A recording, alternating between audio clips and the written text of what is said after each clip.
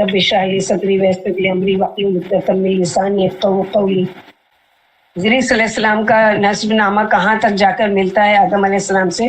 حضرت ادریس مصر کے شہر منفیس یعنی منصف میں پیدا ہوئے۔ لوگ انہیں ہرمس الحرامسا کہتے ہیں۔ یہ سریانی زبان کا ایک لفظ ہے۔ ہرموس کا معنی ہے تجربے کار، مضبوط رائے والا۔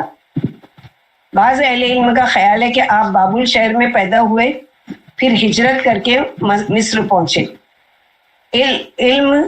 علم النساب کے اکثر علماء کے مطابق حضرت ادریس علیہ السلام نبی صلی اللہ علیہ وسلم کے سلسلہ نسب میں شامل ہیں۔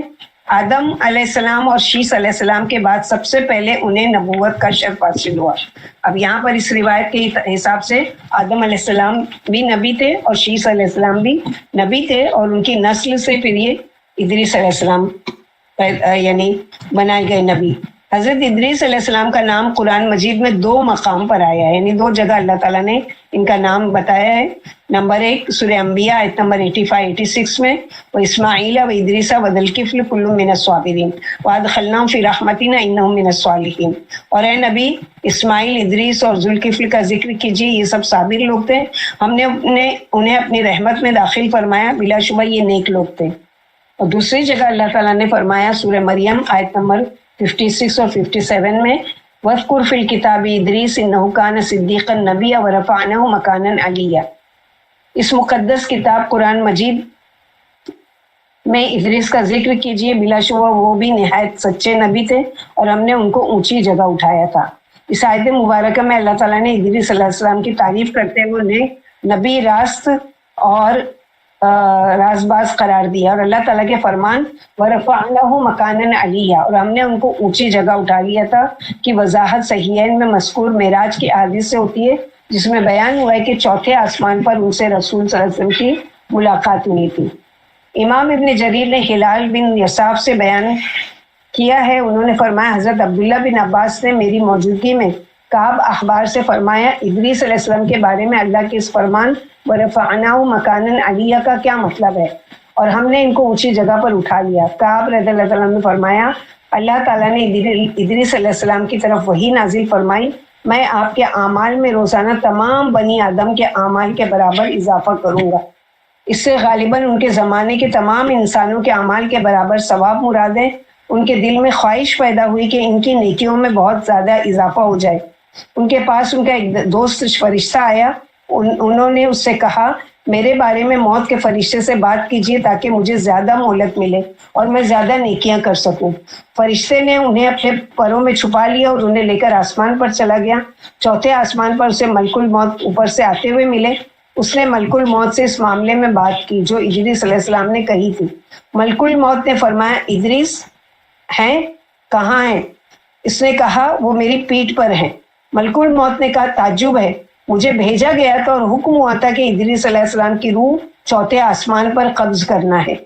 میں دل میں سوچ رہا تھا، ملک الموت کہہ رہے کہ میں دل میں سوچ رہا تھا کہ وہ تو اس وقت زمین پر ہیں، میں ان کی روح چوتھے آسمان پر کیسے قبض کروں گا؟ چنانچہ انہوں نے وہاں ان کی روح قبض کی، اور اللہ تعالیٰ نے سورۃ میں اس طرف اشارہ فرمایا، وَرَفَعْنَاهُ مَكَانًا عَلِيًّا، ہم نے اسے ایک بلند مقام پر اٹھا لیا۔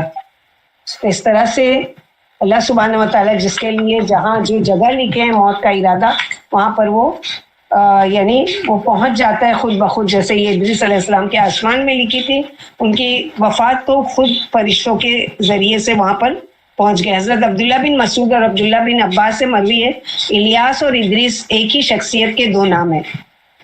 اس کی تائید میں حضرت انس سے مروی معراج کی حدیث پیش کی جاتی ہے، جس میں مذکور ہے کہ جب نبی صلی اللہ علیہ وسلم ان کے پاس سے گزرے تو انہوں نے آپ صلی اللہ علیہ وسلم کا استقبال کرتے ہوئے فرمایا تھا، نیک بھائی اور نیک نبی کو خوش آمدید، جبکہ حضرت آدم اور ابراہیم نے فرمایا تھا، نیک نبی اور نیک بیٹی کی خوش آمدید۔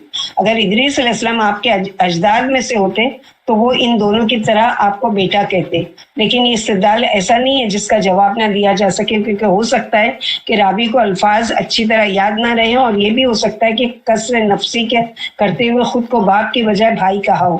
آدم علیہ السلام تو تمام انسانوں کے باپ ہیں، اس لیے ان کا نبی کو بیٹا کہنا ہی مناسب تھا، اور ابراہیم علیہ السلام اللہ کے خلیل ہیں جو اولو العزم پیغمبروں میں نبی اکرم کے بعد سب سے بلند مقام رکھتے ہیں.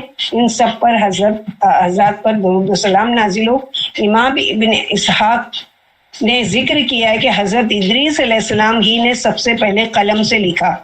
ان کی پیدائش کے وقت حضرت آدم علیہ السلام زندہ تھے اور آدم علیہ السلام کی وفات کے وقت ان کی عمر 308 سال کی تھی. تو ان کا زیادہ ڈیٹیل میں نہیں، کیونکہ پورے قرآن میں صرف 2 جگہ ہی ذکر آیا ہے، اس لیے ان کے بارے میں ڈیٹیل زیادہ نہیں ملتی کہ کون سی قوم کی طرف بھیجے گئے اور پھر انہوں نے کتنے سال یہاں پر کام کیا یا کیا کیا. ربنا تقبل منا انک انت السمیع العلیم وتب علینا انک انت التواب الرحیم. سبحان ربک رب العزۃ عما یصفون وسلام علی المرسلین والحمد للہ رب العالمین. سبحانک اللہم وبحمدک اشہد ان لا الہ الا انت استغفرک واتوب الیک. السلام علیکم ورحمۃ اللہ وبرکاتہ.